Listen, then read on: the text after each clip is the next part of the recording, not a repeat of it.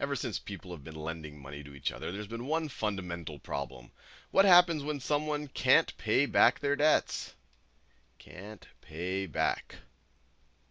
What are you going to do? And before I really jump into what we do now in our modern society, let's get a couple of the words out of the way that we're going to use a lot. And these are words that you'll hear a lot in the context of debt or in the context of loans. So on one side of the transaction, you have the debtor. And this is essentially the person that borrowed the money. Borrowed money. And because they borrowed the money, they now owe money. So you could either say they borrowed the money or that they owe money. They owe the money. On the other side of the transaction, you have the creditor. Creditor. This is the entity or the person that is owed the money, or they lent the money to the borrower. So they lend the money. They lend the money. So we have our words out of the way, but let's go back to our fundamental question. What happens when the debtor can't pay the creditor back the money that the creditor is apparently due? Well, if we go back through human history, they've come up with various solutions to this problem, we can call it. If you go back to ancient Greece, they had a very simple solution to it. The debtor, if the debtor can't pay back their debts, will then become a debt slave to the creditor. So they became a debt slave. So if the creditor needs some gardening done or would like his or her house cleaned more regularly, the debtor, and actually probably the debtor's family, would have then had to do whatever the creditor wanted until they essentially pay back their debt through their labor. So that's how Greece handled it. It's kind of shocking to us now, but that was their solution. You decided to borrow money, you can't pay it anymore. This is what you got to do. Now, if we fast forward a little bit to maybe medieval Europe, and this is even Charles Dickens' father was even caught into this kind of a bind. But until kind of the early or mid 1800s in Europe and the United States, you had the notion of debtor's prison. Debtor's prison. And frankly, when I describe this to you, you'll find that it's even worse in my mind than being a debt slave. In debtor's prison, they would throw you in jail. So they would imprison you, and that's why it's called debtor's prison, and you're not coming out until your family pays off your debt. Your family, or maybe your friends, if you have good friends, pays off your debt. Off your debt. And I mean, just thinking about why this is especially horrible, at least here you had your chance to work off your debt. Here, if your family, either, if my situation right now, if I get thrown in prison, will my 10-month-old son be able to pay off my debt? No, I'm just going to rot in prison forever. Or what if my family doesn't like me? Or what if I have no family or friends? Just for, I might have owed someone the equivalent of now of $1,000, and because of that, I could serve a life sentence in prison. So you can imagine that debtor's prison could be quite harsh. And actually, Charles Dickens' dad was in debtor's prison. So it can kind of tell you a little bit about why he writes the type of books that he does. But anyway, this is the past. We are now a civilized society, and hopefully we have a better way of dealing with the situation when a debtor owes a creditor money. And that's the topic of this video. And so now what we do is something called bankruptcy.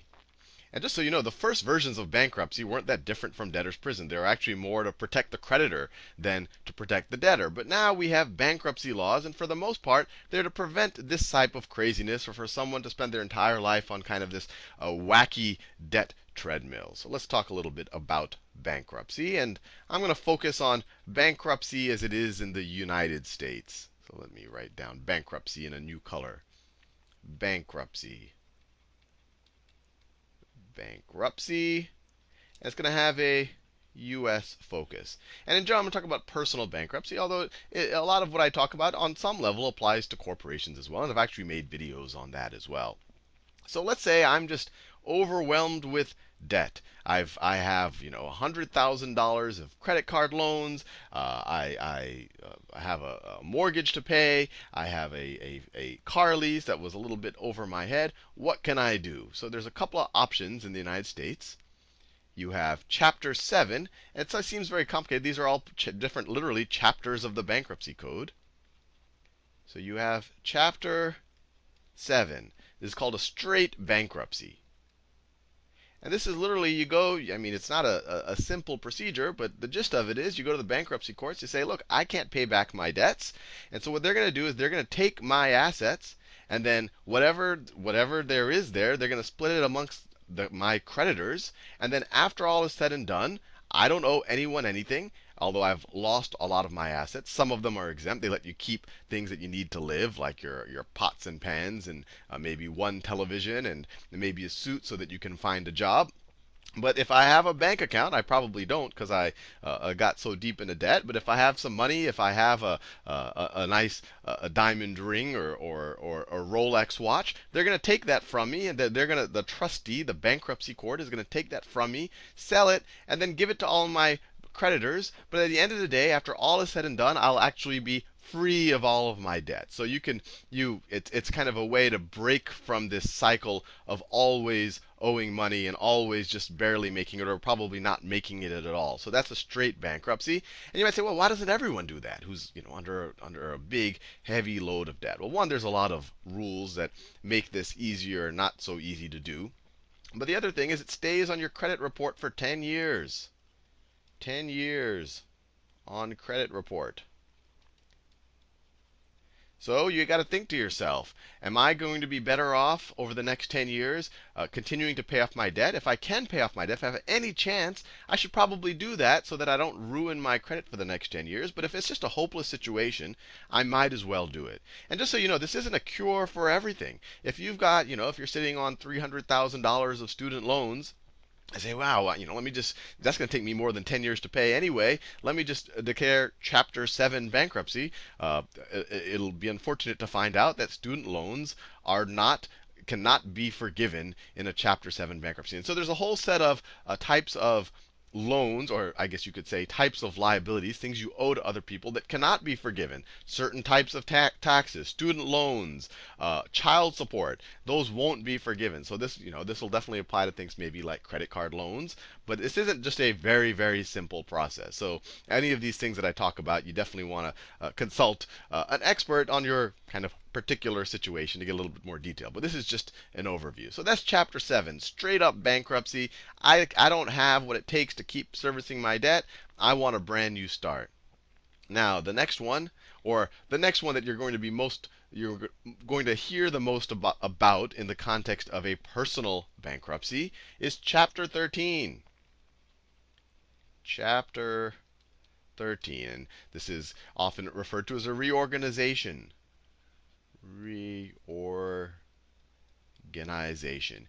And here the idea is, look, I have a salary, I have a job, but I just have more debt than is imaginable. And it might not be just because I've been irresponsible. Maybe a medical emergency came up in the family, or I had some unknown expenses that just popped up out of nowhere. And so here the situation is, look, Mr. Creditors out there, I really do want to pay you back. But what you're asking for me to do right now is just crazy. If you ask me to do that, I'm just going to end up in Chapter 7 eventually. So for both my sake, me as the debtor, both for my sake and for your sake, why don't we come up with a plan so that I can realistically pay you over the next 3 to 5 years? And that might involve you saying, hey, instead of being owed 50,000, you now owe me 40,000. Or instead of the interest on my credit card being 20% per year, let's change that to 10% a year. So there'll be a little bit of a negotiation. You're going to have to come up with a plan. And then once you come up with that plan, I've got to pay that over the next 3 to 5 years. 3 to 5 years. Now, once again, you might say, hey, well, that's pretty good. If I owe $100,000 in credit card debt, and and I kind of go to my creditors and make and look like a genuine individual and make a nice sob story, they're going to lower my debt. I'll be better off than if I didn't do it. But here again, there's a penalty to doing it, and once again, it shows up on your credit report. And so, in general, they're going to come up with a plan for you to pay back your creditors over 3 years. And then after that, it's going to show up on your credit report for another 7 years. 7 years on credit on your credit report. So in general, from the time you file until the time it leaves your credit report, it's going to be 10 years, just like Chapter 7. So in either of these situations, these aren't things that you want to just jump into and think, wow, I found an easy out from my debt. These are very serious things that will impact you for a reasonable chunk of your life. So these aren't just simple things to do, but they are good to know about just in case you do find yourself a little bit over your head or a little bit underwater, or you know someone who's in this situation. At least it is an out where they can feel that, look, if I do this or that, maybe over the next either 3 years or 10 years, depending on how you view it, they can get to a new start. And just so you have a sense of how often this occurs, I looked this up a little bit earlier. In the US, and as you can imagine, we're in the middle of a recession now, so bankruptcy filings are kind of going through the roof. So let me write this down. So this is Chapter 7. Chapter 7, and here's Chapter 13. And if you're wondering what are all the chapters in between, there's a Chapter 12, which is essentially Chapter 13 for farmers and fishermen. They get a few more benefits than the rest of us get, just because we want to promote, I guess, people who produce food. And then there's Chapter 11, which is essentially business reorganization. It can apply to some individuals who are essentially kind of big shots, who, their personal portfolios of assets and liabilities look a lot like a business. So for them, Chapter 11 will be more appropriate than Chapter 13. So those are kind of the two other chapters. But from a personal bankruptcy point of view, Chapter 7 and Chapter 13 is what most people concern themselves with. Now, just to give you the numbers of how often this is occurring, just if you find yourself in this circumstance, just so you know you're not necessarily alone, and also just to see that they really are increasing right now. So 2007, 2008, 2009. So Chapter 7 filings in the United States in 2007, 413,000. In 2008, it went up to 560,000. So this is more than a 25% increase. And then in 2009, 819,000 filings, essentially double of the number of Chapter 7 filings in 2007. And if you look at Chapter 13, in 2007, we had 277,000 filings. So for every 2 Chapter 7s, there looks like there's about, well, for every 4, there's about 3 of these.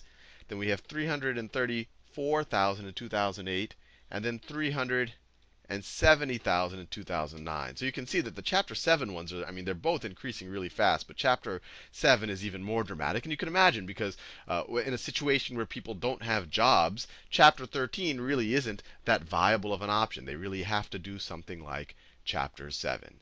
Anyway, hopefully you found that useful and you know a little bit about bankruptcy now.